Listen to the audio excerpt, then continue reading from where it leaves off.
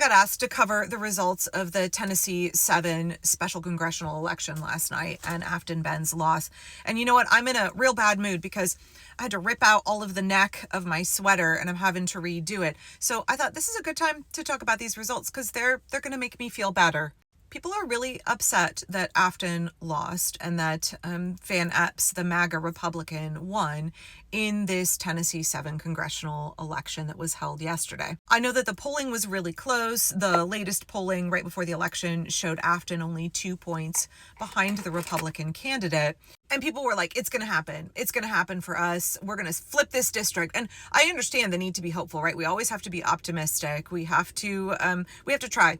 And for me, even before the election results, I was like, okay, this is already a win because here we have Democrats trying. Yes, they're trying because every seat matters, right? It's really crucial right now. The margins are so slim. Every seat matters. And so we see Democrats willing to invest and try in districts that previously would have been neglected. Democratic voters in those districts would have been neglected. And so I was already like, okay, it's really good that we are trying. And I was so encouraged to see Aftyn willing to take a political risk. We need good, decent people who are willing to run even against MAGA Republicans, even in MAGA stronghold districts. We need good people to run and to talk about the issues with voters and to be willing to say, like, even if I don't win, this was worth it. This was important. I can change hearts and minds. We have to play the long game. Republicans have played the long game for years, for decades. And Democrats are like, we got to flip it instantly, right? If we don't have instant success, then we're going to feel like it's a crushing defeat. Too many people in my comments this morning were like, that something hinky had to happen for her to lose. I can't believe that she lost. Like we were going to flip it. Odds were never that we were going to flip it, even though the last set of polls were close and showed her only a couple of points behind. That wasn't actually, I don't think that was actually the point. Like if Aftyn had won, that would have been a great bonus. That would have been a fantastic bonus. But we have to be willing to run in these counties and communicate the realities of the situation, to elevate the discourse, to reach voters who have been deeply entrenched in MAGA land. We have to be willing to try in those places because it is a long game, because we are slowly shifting attitudes. We are slowly educating people. We have to have as much perseverance. We have to be able to do the slow and steady wins the race like Republicans have done for decades. We have to have distress tolerance and say, this sucks right now, and we want to get out of this really quickly, and then have some real radical acceptance about the truth that there is no quick way out of this. Even if Democrats win in the midterms, this problem in our society, fascism ascendant in our society, that's not going to go away in the midterms, y'all, even if Democrats sweep. First of all, we could talk about how Donald Trump is likely, based on what autocrats have done in other countries, to claim that Democrats falsely won and that the results were switched and rigged, and he's just going to try and discount the results of the election and install his Republican MAGA buddies. And because Republicans are now a fully consolidated party of fascism and they don't give a shit about democracy, they definitely don't want you to have representative democracy. That's why they've been gerrymandering for decades. They're going to go along with that. And they're going to be like, oh yeah, dear leader is right. We totally did win. We can't trust the results of the elections anymore, so we're just going to stay in power. That is what autocrats do in other countries. And I think there is a significant risk of that happening after the midterms. I'm not the only one saying that. Ezra from Indivisible has also said that, and I love it when he confirms what I'm thinking, in my opinion, because he is rarely wrong. Okay, but back to what happened with Aftyn. One, mad props to her for being willing to run. It was a deeply red district. It's also a very gerrymandered state, and her being willing to just shine so much light on this district and reach so many voters. Her losing doesn't matter. I think she accomplished her goal. And let me explain what I mean here. If you look at the trends from the New York Times, you can see that every district trended heavily Democrat. We have to measure success incrementally.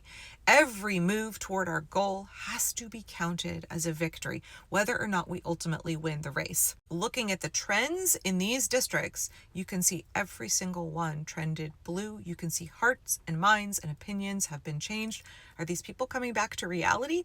Are these people waking up to the truth of what is happening? Are these people who are becoming informed? They're going to stay informed once they have left MAGA, once they've deconstructed from from MAGA, they're not going to go back. Looking at these trends and the way things are moving is really important to understand what is happening in these red states. We have to change public opinion. We have to build a mass movement. So every single person that leaves MAGA, every single person that realizes that Donald Trump and the Republicans are destroying democracy and comes over and joins the pro-democracy movement, like every single person matters right now, especially in red states. So looking at these trends this morning, again, this is put out by the New York Times. I pinched it for this video. You can go read their whole piece if you want to, although it is behind a paywall.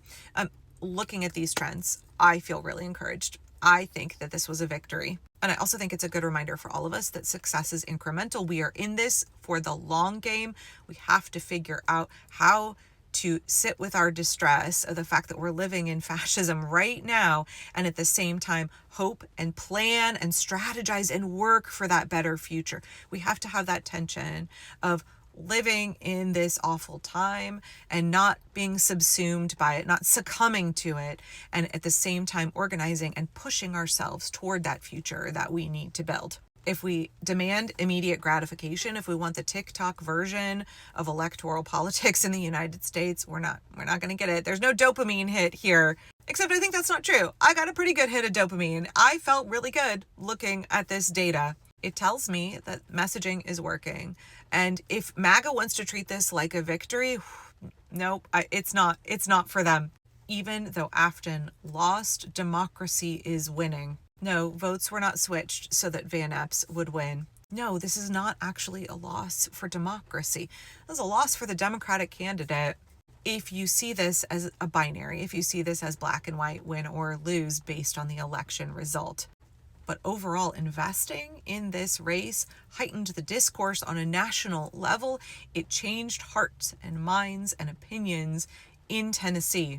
That is the real work of getting us out of this and digging us out of this, is we have to reach us, the people, because ultimately the power lies with us. If we want to build our power, we need more people to join us. It's good when any American remembers that we live in a representative democracy, and that if our representatives are failing to take that measure of power that we have lent them to govern on our behalf, if they are failing to use that power responsibly, if they're trying to steal that power from us when that's not possible, that power is always ours. If we are reclaiming that power and exercising it, we're moving in the right direction. We are defending our democracy. We are defending this country, and we're going to be able to get out of this. So seeing these trends at the polls, that tells me people are reclaiming their power. It tells me that people understand that they want representative democracy. It tells me that our movement is growing, and y'all should feel really encouraged by that, because I definitely do. You can be sad that Aftyn didn't win. Totally understand that. It would have been really, really freaking awesome if she had. But her choice to run in this campaign, the work that she did, the results of the election, if we look at the breakdown from every county, that actually is a win. That's a win on all levels. She did a great job. I think she accomplished far more than we thought she could. And we need to keep up with these kinds of trends and these kinds of movements and this kind of work all over the country. We need to plan for incremental success. We need to focus on those small goals. In permaculture, we say slow, small solutions, right? You're nudging your movement forward. You are taking every win and you are celebrating it. You are focusing on slow and steady wins the race. So I'm going to get back to fixing the neck of this sweater vest. I hope to have it done before the end of the week. Please don't be discouraged. Please don't be discouraged by what happened in Tennessee yesterday. If anything, take encouragement from it, and let's all keep working to move us in the right direction.